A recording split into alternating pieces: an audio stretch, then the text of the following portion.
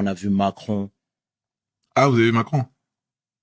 partir au Ah, je Zaïre. pensais qu'il avait, Non, non, non, non, non, non, il est non. capable de venir. Ouais, bon, on sait jamais.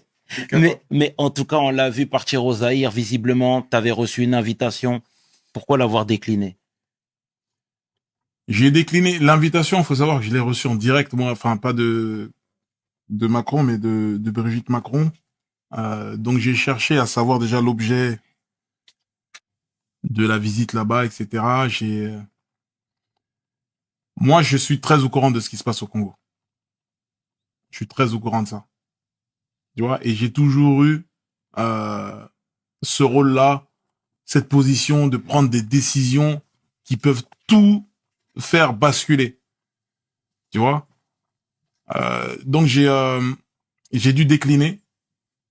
J'ai dû décliner l'invitation parce que ça me semblait trop compliqué et c'était justifié aussi quand on regarde les Congolais, quand on regarde leurs revendications, et ils sont pas en train d'inventer une histoire, tu vois. Donc, moi, en tant que Congolais, arrivé comme ça, euh, avec le chef d'État français, c'était pas la meilleure idée. On t'en aurait voulu? C'était pas la meilleure idée, on m'en aurait voulu et je peux comprendre pourquoi on m'en veut par rapport à ça, tu vois. Donc, j'ai eu une réflexion de 24 heures, j'ai réfléchi un petit peu, bien avant que ça parte sur les réseaux, etc. J'en ai jamais parlé, moi.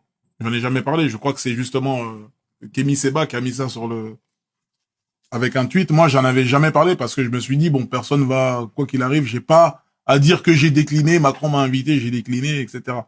Je n'y vais pas, c'est tout. Parce que c'est politique, c'est machin, j'ai pas envie. Le Congo, c'est un pays spécial. Les artistes sont des politiciens. Ils sont considérés comme des députés. Donc, arriver là-bas, non, c'était pas la meilleure des choses. C'était pas la meilleure des choses, je l'ai pas senti.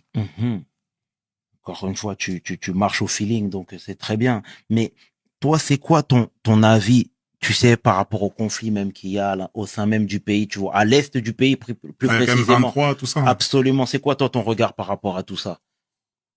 Mon regard, c'est le regard du peuple aujourd'hui. Ouais. Tu vois, ce que je sais, je l'apprends du peuple. C'est eux qui vivent ces scènes-là, c'est eux qui vivent ces atrocités. Moi, je suis pas sur place.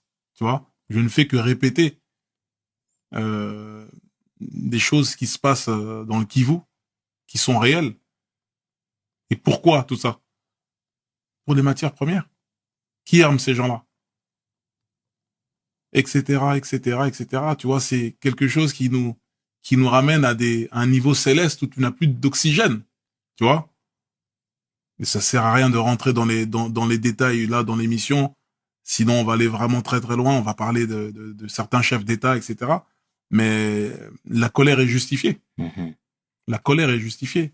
Il y a un génocide, un massacre au Congo depuis trop longtemps. Le Congo a toujours été dans un carrefour, c'est-à-dire dans des, comment on appelle ça?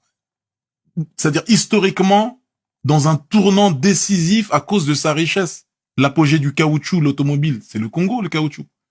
L'apogée du cuivre, hein, la Seconde Guerre mondiale, c'est le Congo, encore une fois. Le diamant, la colonisation belge, Léopold Ier, qui n'a jamais mis les pieds au Congo, qui a choisi le Congo comme ça, comme s'il jouait aux Sims. Encore le Congo. Aujourd'hui, le coltan, qui permet de faire les écrans, les ordinateurs, la mémoire, le Congo. Et là, on découvre encore des matières. Donc, le pays, il a toujours été dans un tournant décisif tout au long de son existence. Il faut que ça cesse.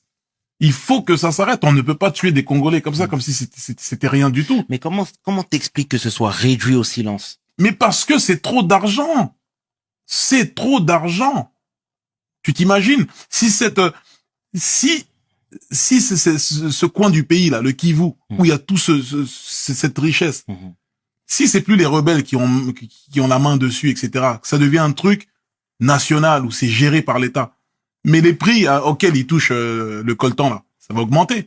Ils donnent des vieilles sommes aux milices là-bas, aux mecs qui sont là-bas. Le mec, il est là avec sa mitraillette, il allume tout le monde. Il va prendre, tiens, toi, prends 2 millions de dollars. Tiens, 3 millions, sors-nous tant de tonnes, machin, ils en demandent pas plus. Mais une fois que ça va être quelque chose de géré par l'État, tous ces chefs d'État, toutes ces puissances ne vont plus toucher le coltan au même prix. Donc, pour eux, l'instabilité du pays, ça les arrange. Parce que c'est des milices qui massacrent tout le monde. Eux, on les arme. Vas-y, les gars, on arrive, vous nous sortez 25 tonnes de machin, là. Là, vous sortez 10 tonnes, tenez. Et ça paye les mecs au lance-pierre. Un lourd là-bas, ils sont contents. C'est terrible ce qui se passe. Et ça ne va pas s'arrêter. C'est-à-dire, je suis un artiste, j'en viens à parler de ça parce que on a plus, il faut dire la vérité aujourd'hui, tu vois. Il faut dire la vérité. Aujourd'hui, les Africains, ils en ont marre. Ils sont fatigués. T'as bien vu au Congo, ils ont carrément tagué l'ambassade, le consulat de France, Bien etc. sûr. Les gens en ont marre. C'est difficile en Afrique. Et là, en France, on commence à se retrouver, pour certaines familles, dans des situations comparables à celles des Africains. Tu vois? Donc, c'est terrible.